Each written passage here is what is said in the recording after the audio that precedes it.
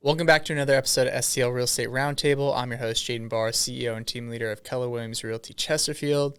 And today I'm joined by a very special guest.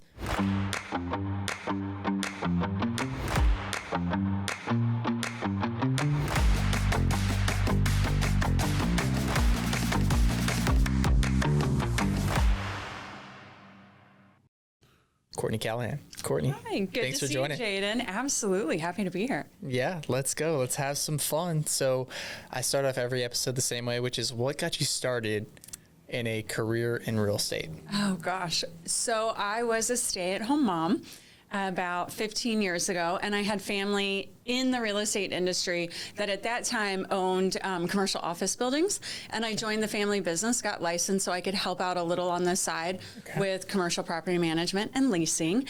And as my kids got older, my time freed up. I knew I wanted more of a career. I had always loved real estate. My dad owned a construction company growing up.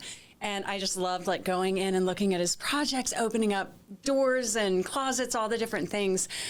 So I decided, hey, how about I get my real estate license and, use it on the residential side as well. So, That's awesome. That's awesome. So how long ago was that? You said 15 years? it was 15 years ago that I originally got licensed. 10 years ago, I decided to add the residential piece to it. Okay. Started looking around for different brokerages to join and met another mom who was with Keller Williams, had read the real estate millionaire book and he said, hey, why don't you read this and see if this is something you'd like? And what I loved about it was how it taught you how to really grow a business more so than just, hey, I'm going to go out and sell houses. It was a true plan and business model to grow a full-scale business. That's Loved awesome. it. That's awesome. So what, working on the commercial side for, sounds like 5 years, right? Yeah. So what did that, how did that translate to the residential side? What lessons or things that I take think away? the customer service piece of it and definitely learning about the legal side of contracts, of leases, a lot of that is very similar to what you find, still on the residential side. But really, it's just dealing with the public, getting the excitement of someone getting an office for the first time is equally exciting as buying a house for the first time. It's where they run their business. It's how they feed their family. Yeah. And I loved that joy of getting to be a part of that story for them. So same thing translates to the residential side.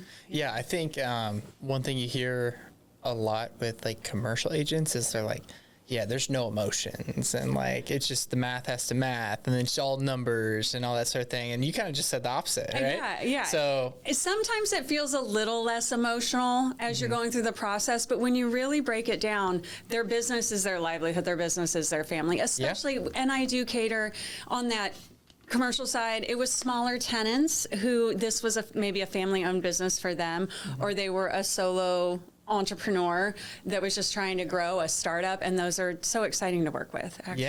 Yeah. Okay. So that just shifted my whole perspective. That's awesome. Yeah. So what do you think was the key to your, you mentioned growing an actual business, right? What do you think has been the key to, your growth to get you to where you are today? Definitely surrounding myself with like-minded people. So I love Keller Williams for the fact that they really do, it's a place where entrepreneurs can thrive, right? They really want the agents to know that they're running their own business, to feel like they have command and say and grow it how they want to, but utilize a model that's available to them to do it well. And I'm also very much a community-minded person, so I'm really involved in Chamber of Commerce and different business-to-business groups throughout St. Louis. And I just love being around other small business owners that might be completely different industries, but really have common goals in how they want to grow and what they want to do with their careers. So. Yeah, I think the chamber memberships and things like that, the networking groups, B&I groups, all those things, yeah. I think they're as good as you make them. You can join and be a part of all these communities and groups, but if you show up and you don't talk to anybody or you don't make connections or add value to anybody, you get out of it what you put in. You're probably not going to get anything out of it. Yes, right? and you need to go with a heart of giving. You're there to learn about other people and share in their business, and they will give back when they see that you're a real giver. Yeah, I just mentioned on a previous episode that the most interesting person in the room is the most interested right? So I think going into like settings like that with that mindset is great.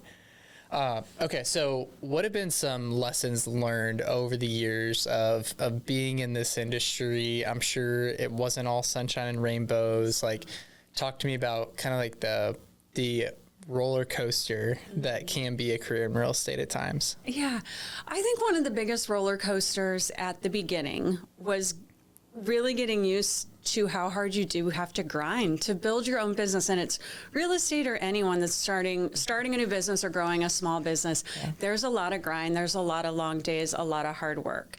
And it can feel isolating at times. It's really good to have a network of people around you to do that. But to every day get up and keep pushing toward it, keep going toward a goal. Some days not feeling like you're making much progress. I remember times I would go out and I would door knock and I would work open houses for free for other agents that weren't my listings. That's inexpensive ways to get your foot in the door in real estate early on. And I'd go home and tell my husband I could have bagged groceries at the grocery store and made better money than I think I'm making right now. But I learned something.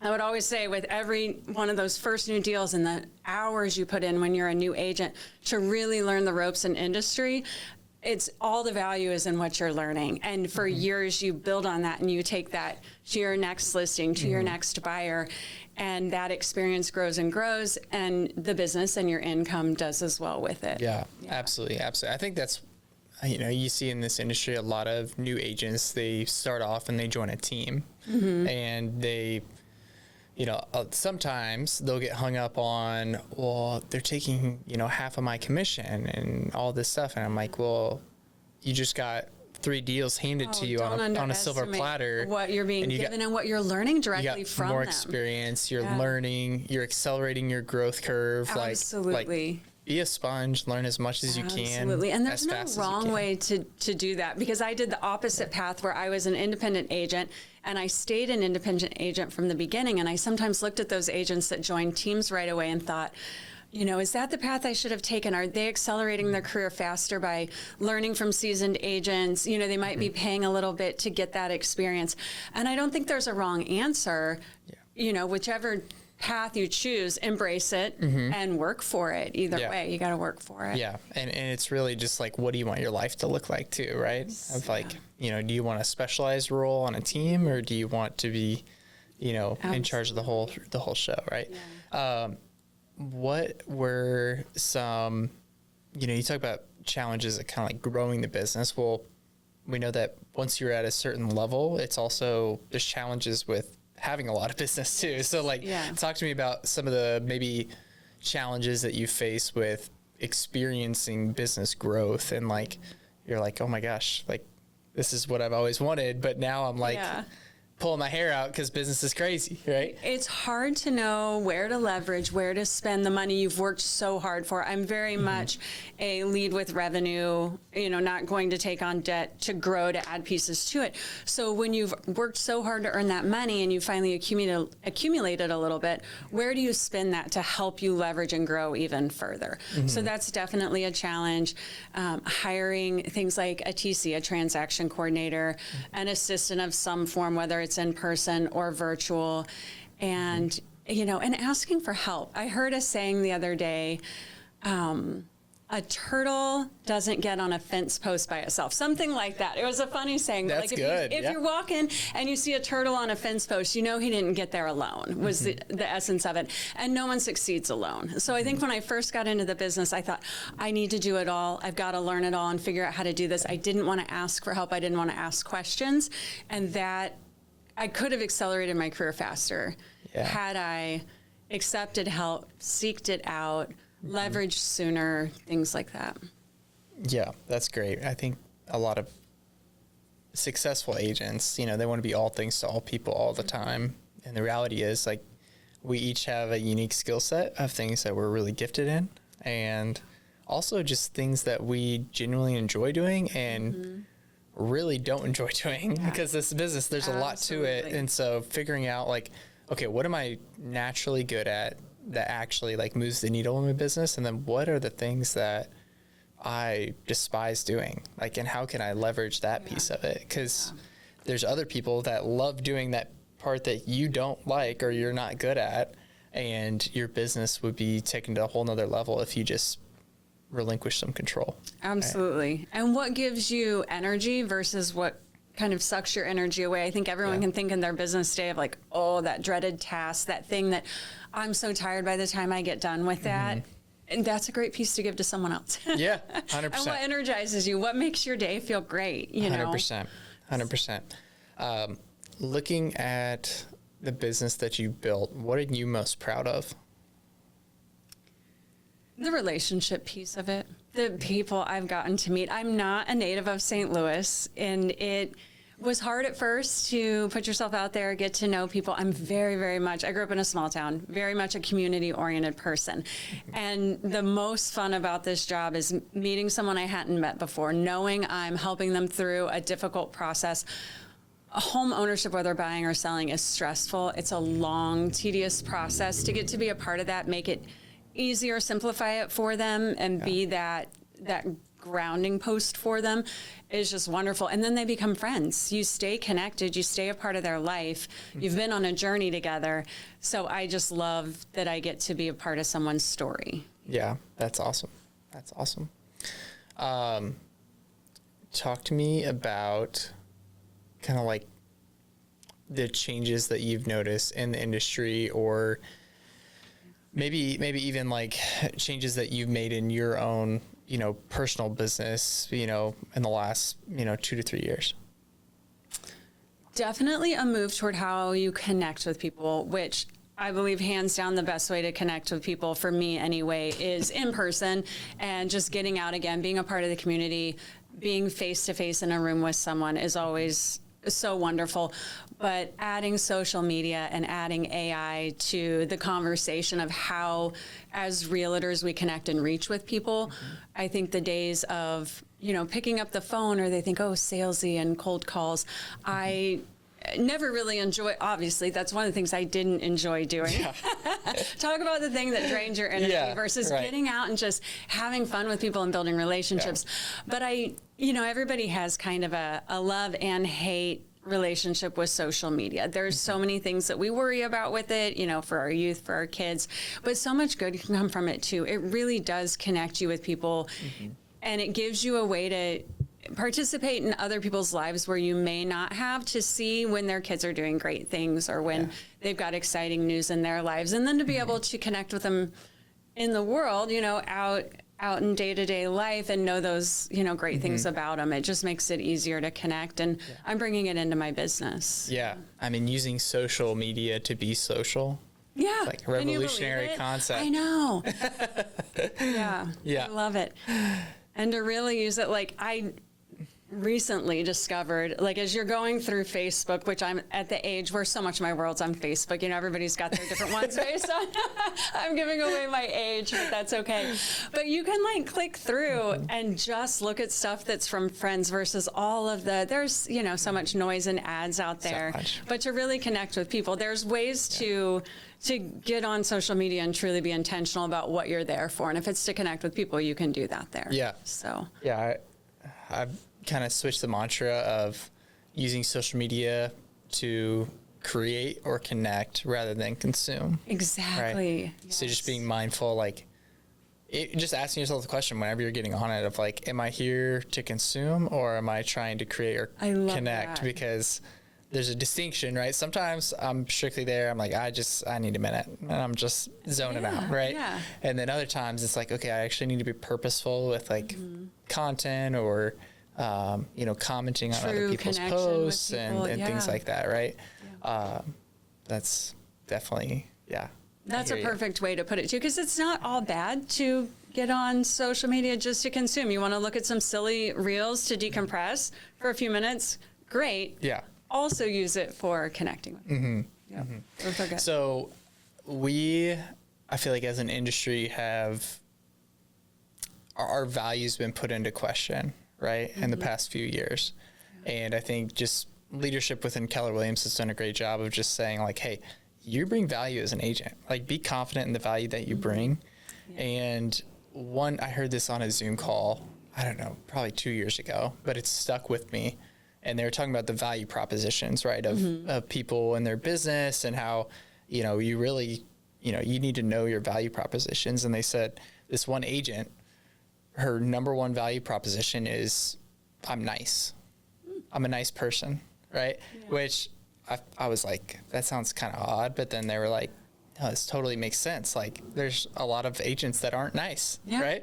And when I think of you, I'm like, Courtney is like the most positive, nice, friendly, always upbeat, even when I know she might be, struggling with something. Like I feel like she always just brings a positive attitude to every room she's in. That's something I've always appreciated about you. Thank you. And so I'm curious, like what are some of your value propositions? Like what, whenever you think of your business, what comes to mind? Like how you serve people and things like that. Sure. Yeah. I go into every conversation looking for what their biggest needs are. It's not always getting top dollar. It may not always be a fast sell. It might be starting out that just listening. And I work with a lot of senior citizens, 65 and up. And a lot of times, a lot of them that I'm working with, it's not only a senior citizen, they might be in their 90s, and I'm talking to their children who are in their 60s. And there's a lot of emotion, a lot of stress. So I think the biggest thing I bring to the table is that I slow down and just listen to the stories of the house, to the story of their life, to what they're moving toward and what that looks like, what the past was like and why this home was important. It's such a big piece of our lives. It's really about listening to what they truly want to gain from this transaction, the family around it, and the emotion around a purchase or a sale. Yeah. That's really good. That's really good. I could learn something there. Ask my wife. I'm listening. So you mentioned working with senior citizens and like seniors, that demographic. Was that intentional? Did you kind of like fall into that? How did that transpire? Sure. It was intentional, probably back like during 2020, during COVID. My grandmother was in a skilled nursing community that she actually moved from assisted living into this specific one just months before COVID happened. And then the shutdown happened and she was in her 90s. And it was incredible to watch my mom, who her and her siblings were in their 60s and 70s at the time, caring for my 90-year-old grandmother.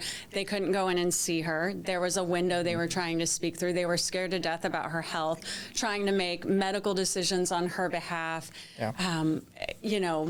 Everything down to her physical care of taking meds, showering, bathing, things like that. Up to all the healthcare portion of it. It was just super stressful on them to watch. And it gave me a real heart for like, there has to be a way I can make a piece of this easier on families. There are so many elements when you're that age of things to think about for their care.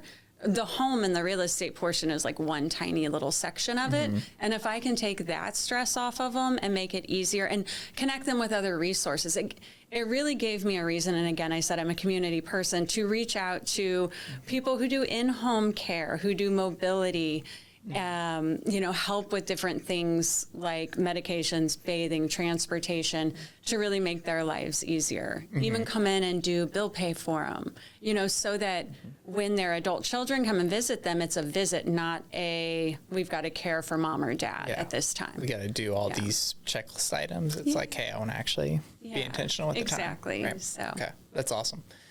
So you mentioned earlier learning how to run your business like a business. Like, what are 3 practical tips or things that you've learned over the years that help you run your business like a business? Could be a tool, a system, piece of technology. Surround yourself with professionals, a tax accountant. Make sure you understand what they're doing and how it works, but that you have professionals in your corner. Things like setting up an S Corp, just understanding a business mind of how that works and how you're running a business, operating your books on some sort, I use QuickBooks, something like that, to make sure you really are handling your money properly. Put time block and tasks around taking care of those types of things. One of the things they say real estate agents get out of the business for is because they haven't saved enough money, they haven't stayed organized, they can't pay their taxes when tax time comes. It's like, that's part of running a business. Yeah. It's awesome to be a great salesperson, a great real estate agent, to care about your clients. But if you're not running the business properly, it's going to be really hard to be successful. That's awesome. Definitely putting the business piece in place like that. And I think I've been oriented toward the business mindset of it. I mentioned my dad owned a construction company. My mom ran the book side. Dad was out on the job site. Yeah. Both of my brothers worked for him. And I really saw that example in the house. That's great. Growing up. That's great. What, you mentioned Keller Williams and kind of the impact that that's had on you. What do you think is, some of the, we have things like the GPS, the 411, the economic, all the models, right? What have been the most impactful for you running your business? Like whether it be a model or a system or, even a class, like the classes, the different classes that we have, thinking back over your career, what have been the most impactful? I love the economic model, which is a Keller Williams model. It basically helps you reverse engineer what you're looking to earn in your business and what you need to run your house to meet your goals, your dreams. So you look at it like, if I need to make X amount of dollars that I take home at the end of the day, how much do I need to make to pay all the bills? And it'll split all of that out. Your bills, your expenses, money that needs to go back into the business to help you grow, to advertise, market, things like that. And then it really converts it all the way back to, in order to earn that, how many closings do I need? How many sales is that? How many appointments do I need to sit down on based on my conversion rates to meet that goal? How many conversations, all the way back to how many conversations do I need to have about real estate each week to get me to that end goal? It all starts there for me. And that was one of the first things when I sat down with a coach that was in our office when I first started. She ran that economic model backwards for me, and my mind was blown. I was like, oh my gosh, this is the greatest thing I've ever seen. And it really catapulted me into understanding how to run this as a business and how to really grow it. Yeah. People ask me all the time, like, why KW, right? Why KW? I mean, I still get recruited by all the other brokerages, right? And I think I can confidently say that KW is the only one that coaches to the entire person, right? It's not just, hey, here's how you can be a better real estate agent. It's, hey, this is going to encompass your whole life, right? How to be a better dad, a better husband, a better coworker, leader, salesperson, like all the things, business owner. And that, I think that's the differentiator, right? It's the culture, and then, coaching to the entire person, not just the realtor, right? And one of the most impactful things for me was the lid exercise. This was taught by Gene Rivers, and it reshaped my entire thinking around goal setting. So a lot of times, I mean, I talk with successful agents all the time, and it's like, what's your goal for the year? And they say, well, I did, 24 last year. So I think I'm going to do 36 this year. I'm like, okay, well, what's important about 36? And they're like, well, it's 12 more than last year. And I'm like, what does that do for you? And they don't have an answer, right? They just picked a number to pick a number, and there's no meaning behind it. So the lid exercise, it goes into, it's an acronym. It stands for lifestyle, investment, and debt. And so lifestyle is, hey, what's our lifestyle cost? Like, what's our number there? And then investment is all catered around, okay, I'm this age today. I want to retire by X age. How much do I need to be investing per year? Add that in. And then obviously debt is, you already mentioned it, our biggest debt as realtors is taxes that we got to pay. And so accounting for that, add all those three numbers together, and voila, you've got the number that should be used for your economic model. And now we can figure out, okay, well, here's actually how many houses you need to sell, right? And that has reshaped everything in terms of goal setting for me.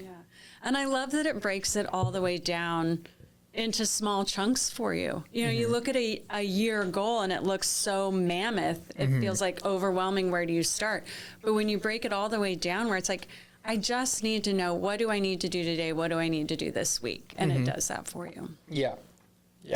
That's awesome. What else should we talk about? Oh, you're in investing. You invest in real estate. I do invest in real estate. I feel like me and you kind of have a similar approach to real estate investing. Like, I don't think you have a desire to own like 50 doors.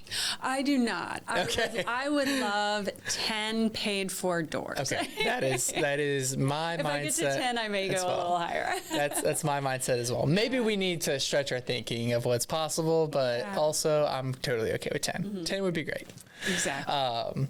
So talk to me about kind of your real estate investing journey, kind of what that looks like, what you look for in an investment property. And Sure, yeah. So I've got 2 right now, which is a small start, but I want... That's 2 more than like 99% of real estate agents. Yep. So I look for properties just I want a good neighborhood. It's not going to be the most expensive, but a good, solid, established neighborhood that's in a good school district.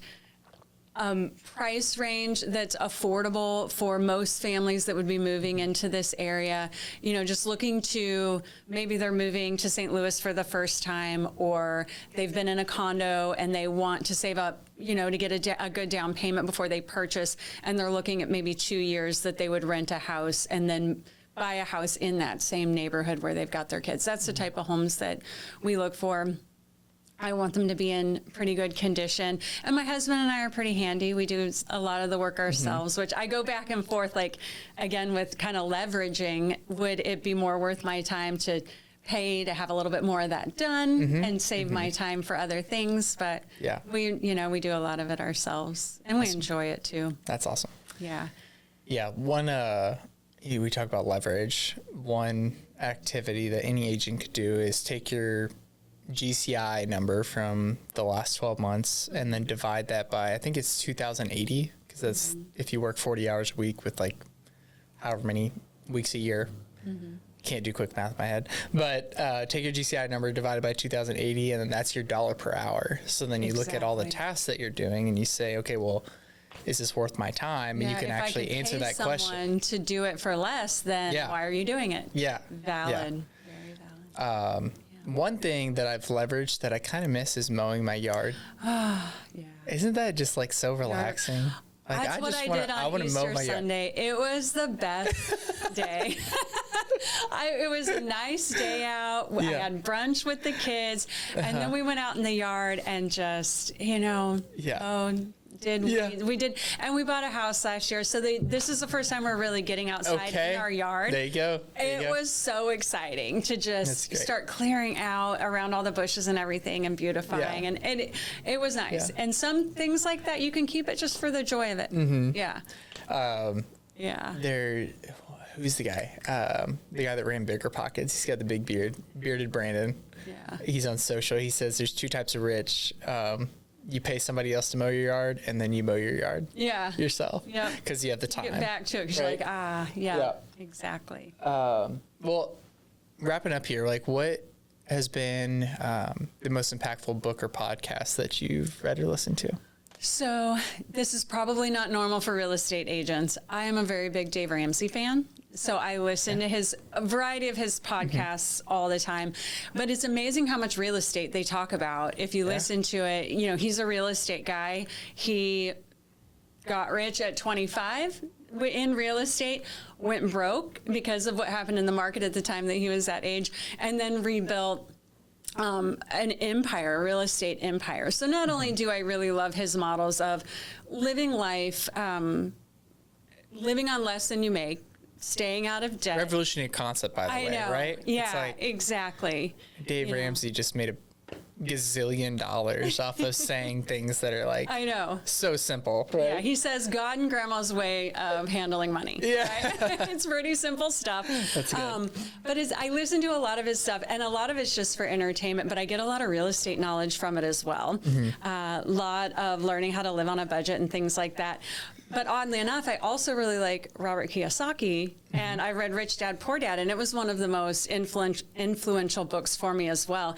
He even made a game about the rat race and kind of how to get out of it and how to leverage money and invest well, things like that. I've made my kids play that game. We own it. It's a lot of fun. It's like an amped up version of Monopoly. You have to learn how to do like P&Ls and balance sheets on there. I love it. So our kids have all played that game.